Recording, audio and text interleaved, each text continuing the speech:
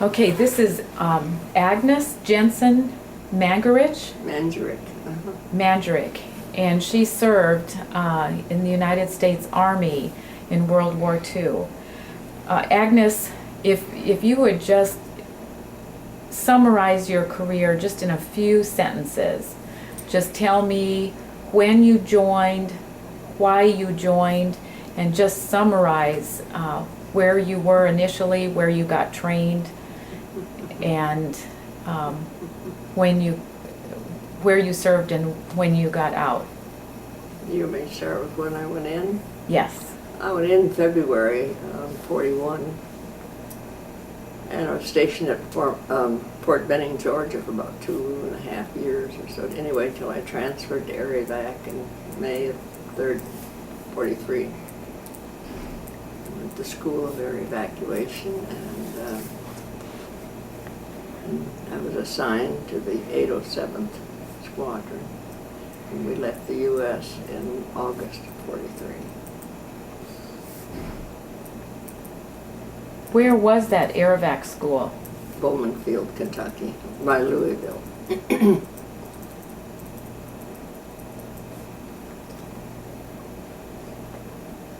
Okay, so And then there we went over convoy over to North Africa.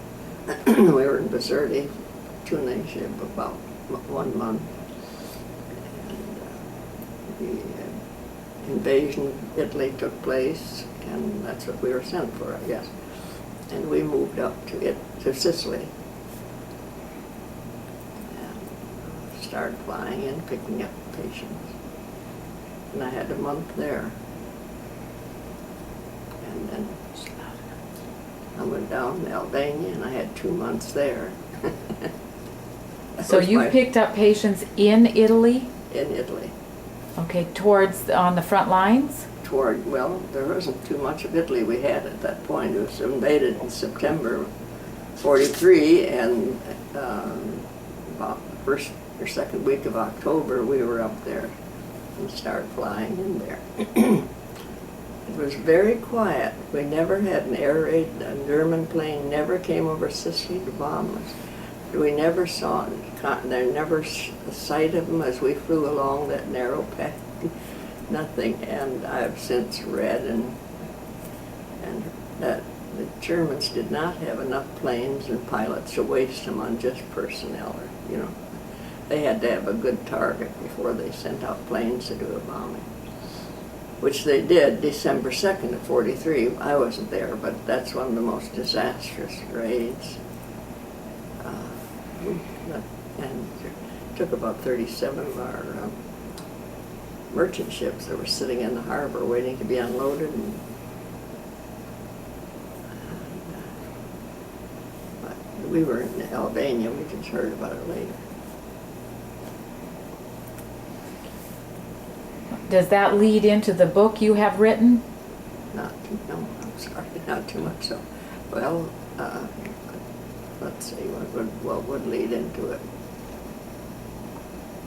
Well, I guess perhaps as much as anything, and then of course we went down in November 8th. We were on a routine ferrying. I mean, they were just sending us across from Sicily where we were stationed, and we were as near as it was so early in air evacuation and the whole thing, nothing was terribly organized. But as I understood it, we were to follow the British 8th Army up the east coast of Italy and evacuate their personnel mostly. And that's about what we did. Well, remember, I only had 3 flights before I went to Albania. And we'd fly them to Malta, or back to Tunis, or back to Sicily, and where we would pick them up. The first one was Grottaglia, which is just kind of in the arch, come up the Taranto Sea and into Italy there. There was an air base there.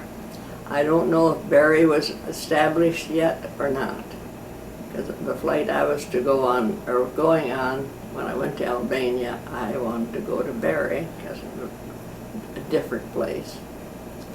And I didn't get there till after I got out of Albania. It was the one you were asking me about before. Why did I join the Army? To see the world. Okay.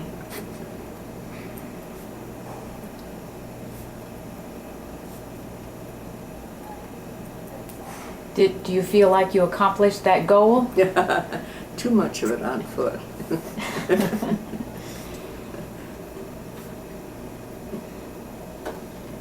Agnes, would you hold up the book that you have written? It was published, I believe, in 1999. Is that correct? Yeah, that's right. Okay. And just tell us a little bit about the story of you in that plane, and just summarize it. We took off about 8 o'clock that morning, and we were a full load because the weather had been bad in Sicily, and each day it was flights were canceled, and so they'd keep adding 2 more nurses, 2 more corpsmen, something like that. So finally, we had half of our flight personnel on board that plane, one plane. 13 nurses and 12 of our techs, surgical techs, and the crew of 4. And we took off. It was fairly decent weather, but before we got to our destination, the weather had deteriorated quite a bit, and there were thunderstorms and whatever along the way. I did not know at the time that there were 3 planes flying there. We were and but supposedly they often flew in groups of 3. Among the things I never got through, and well, about the time we reached Barry, according to the reports I learned from other pilots that were on each wing of our lead pilot, who was I can't think of his name. He said he was talking to our pilot Thrasher along the way. He said till about the time we reached Barry, and he tried to get him, and he couldn't get him, and he never could. And I, as near as I could tell or guess, at the radio was sending but not receiving, because they seemed to be hearing us and giving them more instructions, and there were all kinds of rumors at that or different times, and that Thrasher didn't know the code word, didn't know the password. Well, I've since talked to other pilots flying at that time, and others, they said there was no such thing. They didn't have a password. They just didn't have any communication. And so we flew on, and very rough times there, and heavy cloud cover in the main. They couldn't go down through that cloud cover without radio, and so they fly back and forth, trying to keep in contact, but obviously they got out of range, and we just kept flying. The next thing, maybe an hour. Of course, the flight should have lasted about 90 minutes from Sicily over to Italy.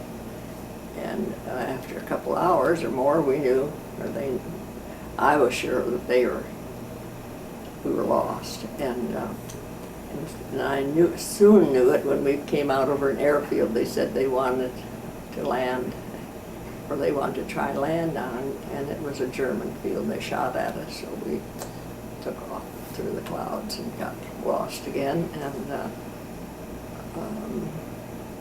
we probably flew on another couple hours, or I don't just know how. The total time of flying that day was about 5 hours, and it should have been a 90-minute flight. Then we saw another patch of ground, came out in the clear, and we were we didn't know where we were. I assumed we were too far north when we came out over that airfield, just thinking it was a German airfield. We were too far north in Italy. Where we were, I have no idea, and obviously the pilots didn't either. And so we came out over another clear area and ground below us, because we'd been up pretty high to get get around whatever it was. Occasionally there was trees sticking up through the clouds. And And so when they saw that, well, 5 hours, we just about had to land pretty soon. They didn't know how much more fuel, I suppose, they had, and it was kind of down, a little bit down a mountainside, and lots of pebbles, I'm sure, from heavy rains and washes over the mountain. And so they put the plane down, and at first they said it was going to be a wheels up landing. So as I had held my head down between my knees and wrapped my arms around it, and I kept waiting and waiting for us to hit the ground, wondering if it was going to be scraping or we were going to swing this way, that way. And I didn't have long to wait. Very soon I could feel the wheels rolling under us.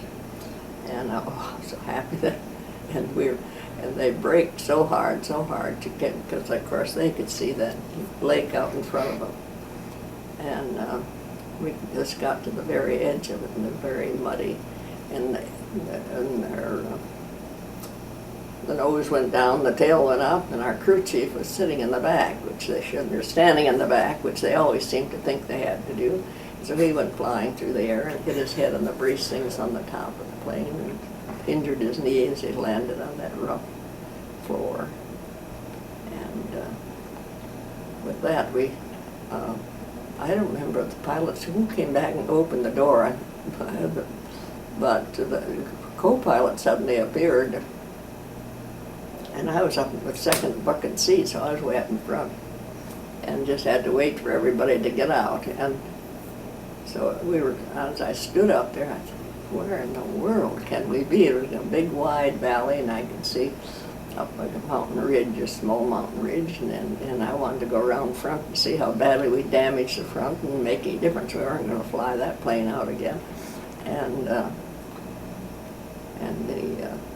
while I was standing there, I kept seeing, I thought people moving up under the bushes and trees up across the way. And so I said, I have to hold this now. No. And so we just stood there and waited. And as I thought at different times, I thought a lot of things. Why would we think these would be friendly forces? Why did we just stand there, But okay, no. You had just landed. Just landed. And were disembarking. Well, these partisans came down and met us, but then they took us off to a house where we stayed a couple nights, and finally led us on to Barat, which is a place. They told us we'd get help, and of course I always thought there'd be help, because I'd read stories about the partisans helping. But I could see in later years, as I look back, they kept us there about 3 days, and I think this is all Hoxha's plan. He was head of the partisan. He later became the dictator there, was to show them that, well, we have Americans there. And instead of getting us away, they knew the British were in their country, for heaven's sake. They'd been there 6 or 7 months, and that was the help they were supposed to get us, I assume. And finally, they overstayed. We stayed 3 days. The Germans came in, so that we all scattered. We left in a hurry. And in the rush, we left 3 of the girls. Weren't with us. And we didn't see or hear from them again, well, as long as we were in Albania, until they didn't get out. We got out in January, and they got out in March. They stayed with the family that was housing them that night, and they had them all that time. And from there, they'd gotten our note. By the time we got to the British, then we found our own way finally, because got out and roamed around. We'd send a note to the British, and we got the return on the note after we'd weathered a terrible blizzard. But you walked. We walked all the way. After you had stayed in one place for how many days? In Barat, we stayed about 3 days. And then you started walking? We started walking. And how many miles did you walk altogether? Well, they claimed 800 miles, someone more than that, but I think probably that was it. Considering the terrain in that little country. What were you eating? We wore out our shoes. What did you eat? Whatever the people would give us. mostly little bits of cornbread. Sometimes there'd be a lamb stew, sort of, had been hot, had been good, but you know, lamb and it's half cold. But any time we got anything to eat, as far as I was concerned, I ate it all, because you never knew when you'd eat again. And we ate very little, and the people were more than generous when you think about it. That's all they had. And they would make a thing of cornbread, and that's what we'd eat. I know you kept a journal. I didn't start that till probably after. I was with the British for a while, and I decided again, and I got a hold of Stefan, the Albanian, who was been with us from Berat, and he spoke very good English, and so I had him go back over each of the towns that we'd been in, so I had them all lined up, because I only had 3 little slips of paper, and I wrote some little thing after each town to remind me, help me remember what the towns were. We finally got to the British, and they were supplied by air at night, and they called, their planes came from Cairo, and they asked them to send us heavy boots or shoes of any kind, warm socks, scarves, and well, you know, supplying us from Cairo, that's a warm climate. It wasn't the easiest thing in the world, but they did very well, and after we stayed with them 3-4 days, they assigned a British lieutenant, and he walked us, he took over. And they had a wireless, their wireless situation that he was going to use for contacting them was strapped onto one little donkey, and 2 kegs of kerosene on another one to run the generators with. And they were added to our long trail as we went through the mountains. How many days did that walk take? The whole time was 62 days, 63, I guess, something like that. And where did you sleep at night? Wherever. After we were with the British, you see, there were plenty of places lined up with the partisans. They had houses, and people evidently that they had pinned where would help us. Definitely would give them, maybe have food, maybe they wouldn't. They would keep us. And the one thing about the Albanians, in spite of it being at the peril of their lives, they took us in at night. But nobody would give you a ride. Well, ride with what? There was nothing. There was no streetcars in Albania. No, nothing. Their donkey would be the best. I mean, they were. If it hadn't been for them taking us in at night, saved our lives. That we weren't exposed to the elements all the way along. And so you finally got back to American forces. So we got back to Gary, the British lieutenant, led us down all the way to the coast, to the Adriatic coast. And there was, they had headquarters. The British were set up there for collecting things that were coming over from Italy, supplies, people, whatever. And they also evacuated through there. And how the Germans were more heavily concentrated on the coast, we were told, but still, they must have had some area in there that wasn't so, because I remember when I got down to the edge of the water that night, and woke me up from a sound sleep. I'd been sleeping all afternoon. And down there, I could see this boat out there bobbing in the water, and there was the boat that was to pick us up. And I thought at the time, not very long, because we'd been on a 26-hour march or hike. They couldn't let us stop, and Lloyd Smith, an OSS man, came in, was sent in to help us out. And he didn't get to us until the last couple days that we were with Gary, because the Germans and partisans were fighting along across an area we had to cross. So we had to backtrack and sit up in the mountains and wait. And then the pilots wanted, all along, they wanted, after we saw an airfield that the Italians had built in the 30s, I guess, they wanted to try air evacuation. So they pressed Gary till he finally asked for it. And when when they finally could come, which was a few days after Christmas, they by this time the Germans had occupied the town up on the hill that was looking over our airfield, and Gary canceled it. I mean, the planes came and we didn't wave them in or signal them in, so they took off. And the other one thing we didn't realize was there were 18 P-38s with these two C-47. We thought maybe 2 or 3 or 4 fighters. They said there's planes arriving with fighter escort. That's all we had. How many started the walk?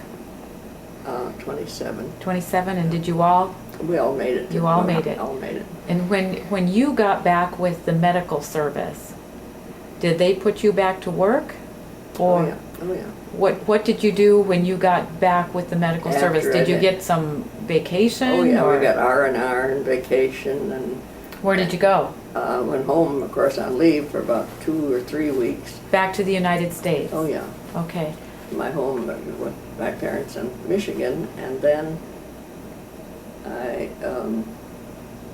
and we had R&R. Each area had a different area for it. And the one I went to was in Atlantic City, which was very nice. And then I was assigned back to Bowman Field in Louisville, and I was assigned to the school. Okay. So I was doing some training sessions. And Did you go back to Europe at all? Nothing. Okay, so you went to Bowman Field and started helping with training. Training and flying sometimes with patients.